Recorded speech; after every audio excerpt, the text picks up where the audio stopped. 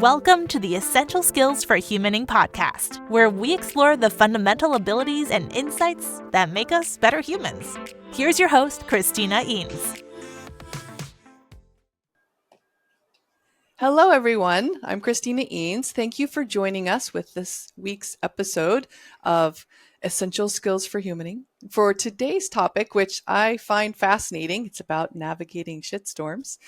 We have author Liz Long. Welcome, Liz.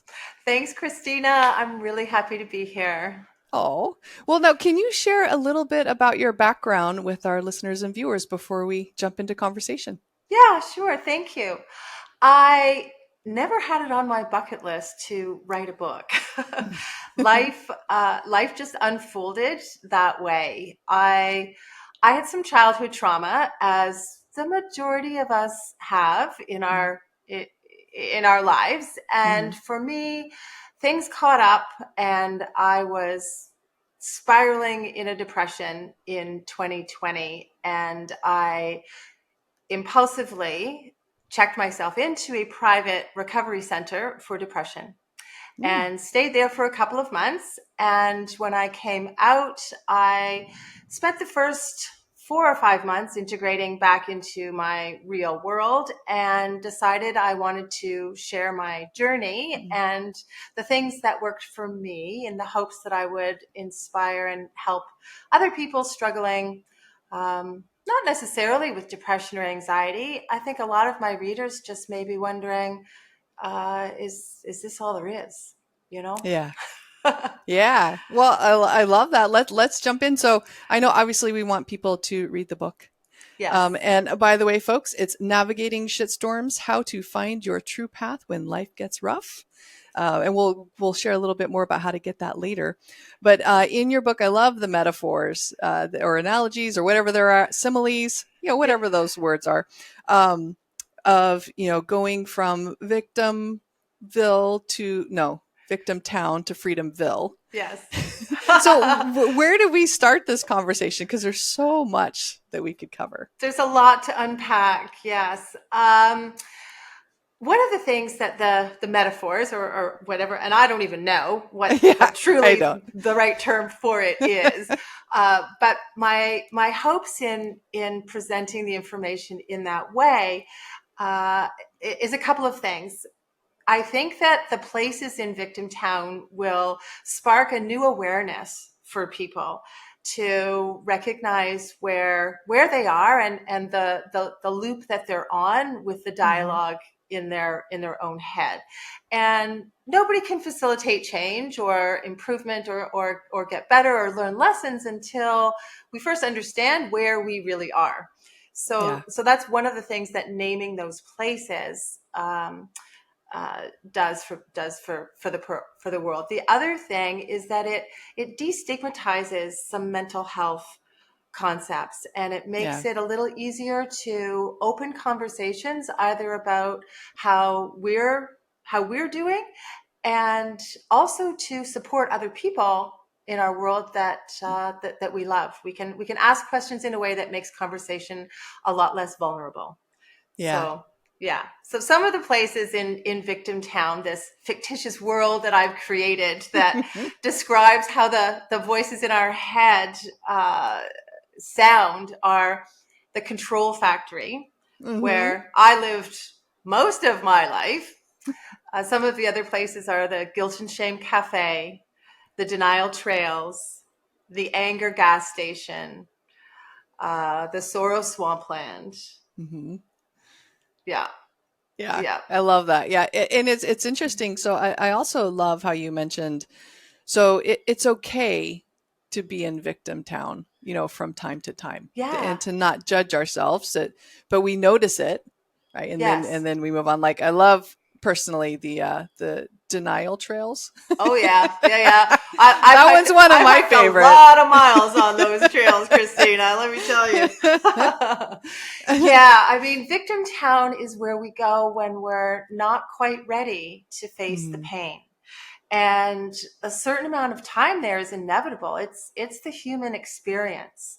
Yeah. And it's not a problem to go and hang out at any of those places for a short amount of time while we gather our wits or enable the other support systems that we need. However, when we hang out at any of those places for too long, that's when real problems surface and we get stuck there. And that's not where we want to be living. Yeah. Yeah. Well, how do we first know that we're even in victim town? Yeah, that's the awareness piece. Mm-hmm. So I talk a lot about the two voices that we all have in our heads, mm-hmm. that internal conversation, and the one voice, the victim town voice. And in each of the places in victim town, I give that voice a name. For example, in the control factory, it's the boss. On the denial trails, it's the dirt bags.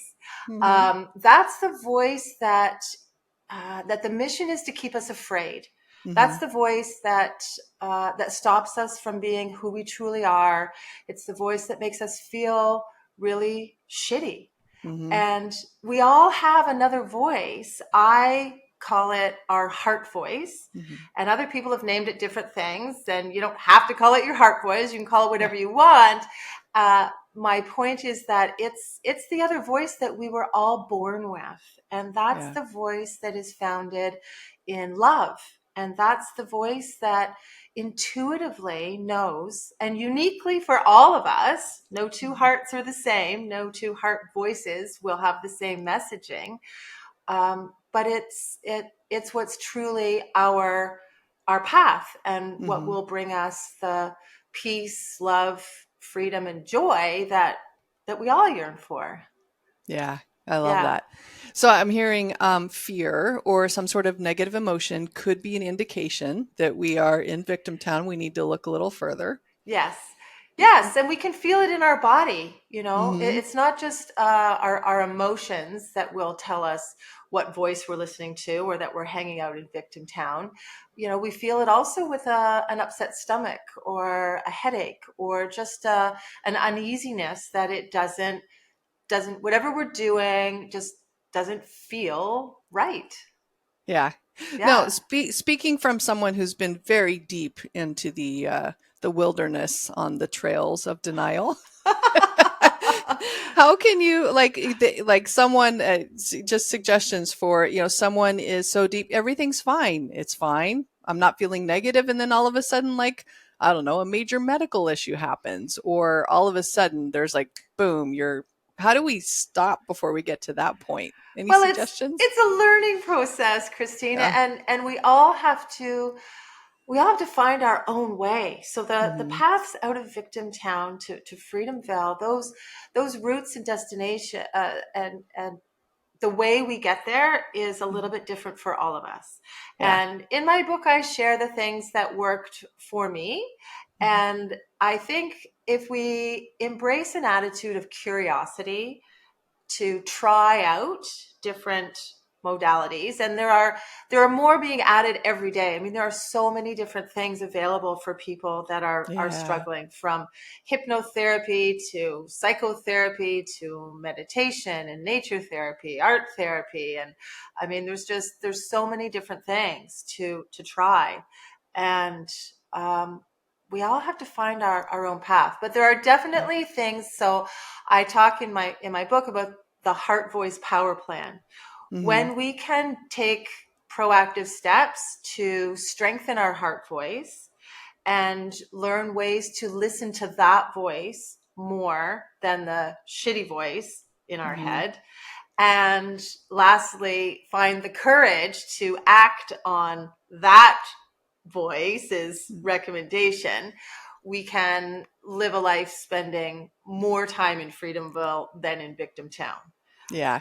Right. But the trails are busy, and we're always on the trails going from one place to another. And you know, I call it navigating shitstorms, because the reality of our time in this human form on Earth is that we can never stop shit from happening. Yeah. all we can do is learn how to become better responders and to listen to the voice that has our back, the voice that really knows what's best for us. Yeah, I love that. Now, I also love in your book you mentioned a lot of the stuff stems from childhood, right? That we're trying to overcome. Yes. And myself included, a lot of people think, well, I didn't have, like huge childhood traumas or nothing that I remember. So, do I qualify? But you mentioned in the book, a little bit about that. So can you share a little bit about childhood trauma?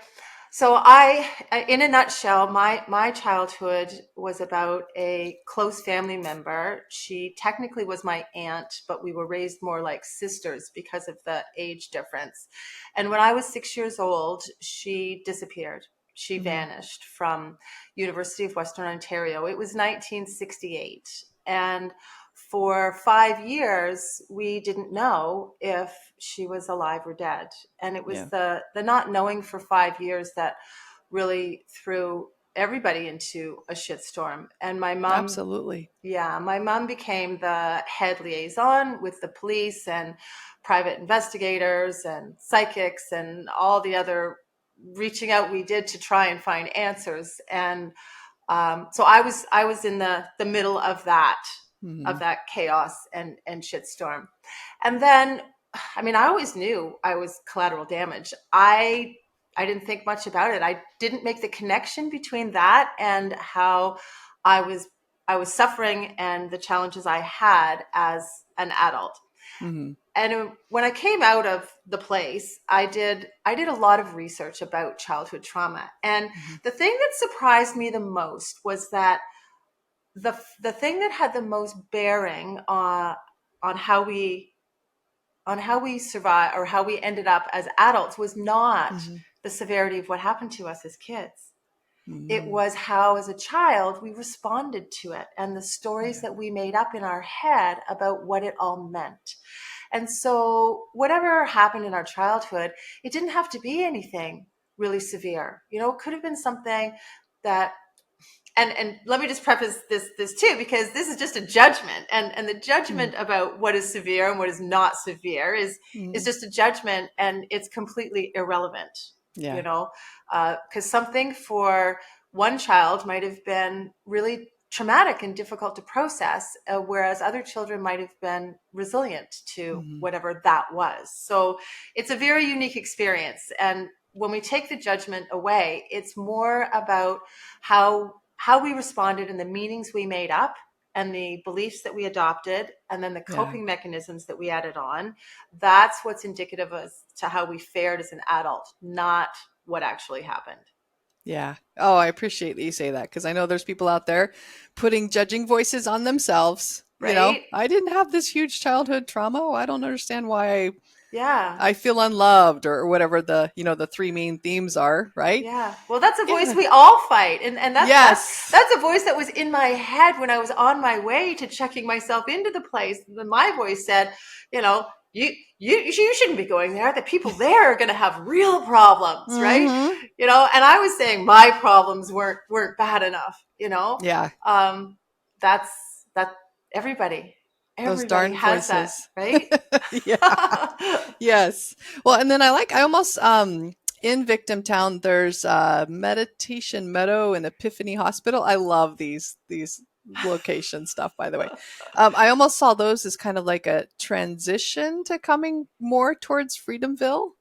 Yeah. I purposefully put the Meditation Meadow in Victim Town because that's always a place of reprieve, no matter what's going on in our world or in our head. The meditating is about tuning into our heart voice and to quiet the other voices in our head. And we can do that no matter where we are, no matter what our external circumstances are, no matter where we are or who we're with or what's happening. That is always an option that is readily available. And it's free, and we don't need anything else to have that experience. So, so that's a place of reprieve, It's the only place of reprieve in Victim Town. And Epiphany Hospital is not where you want to end up. Like that's a place where inevitably we'll land if we're hanging out in Victim Town for too long, because all of those unprocessed feelings and emotions will absolutely have an effect on our physical bodies. And that's the real wake-up call. And not everybody who lands in Epiphany Hospital decides that they want to get out of Victim Town and is ready to find their own paths. Sometimes people don't. And sometimes, unfortunately, it's too late. There have been previous chances and we're out of chances. And we never know how many chances we're going to get. Yeah. Right? So then we make it to Freedomville and we're done, right? Where we've accomplished. Sorry. No, I'm kidding. I'm kidding. Good. But say more about that. I wish it were that simple, and that destination was la la la la. We've arrived. No. Okay, I'm done. Everything's going to be glory from now on. Nope. No. So I have this little diagram, and I used it first to describe the life I've lived for over 50 years. And I call it the shitty life circle. And in the middle of it is this explosion where shit happens. And on the shitty life circle, we listen to and believe one of the Victim Town voices. And then we maintain our futile coping mechanisms that we learned in childhood, which none of that was our fault, by the way. And then we come back and we stay in Victim Town, and then we come back around and shit happens.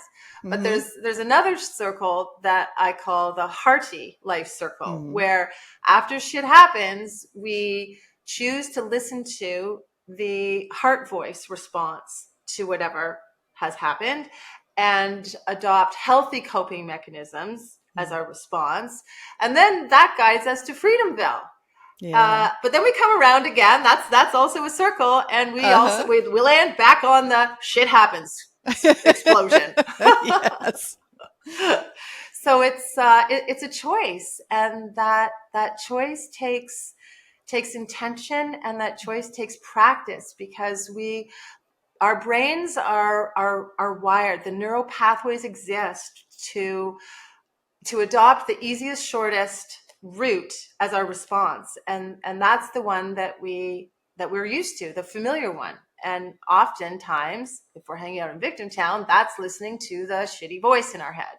Yeah. And I think that even after we learn some specific lesson that we came here to learn, that then the universe presents us with opportunities to either, test us. Like, let's see if you really learned that lesson. You think you did, you say you did, but you know what? I'm gonna do some shit happening thing just to give you a chance to practice, or as a test to see if you really know what the heck you're doing, right? So those things happen too, and I think if we can just respond a little bit quicker or a little bit healthier every time we're presented with the opportunity, and so that's a choice. It's not a problem; it's an opportunity. Yeah. Right. When shit happens. Yeah. And that's a perspective that is going to set us on a trajectory to one or the other place. Is that view of shit happening? Yeah.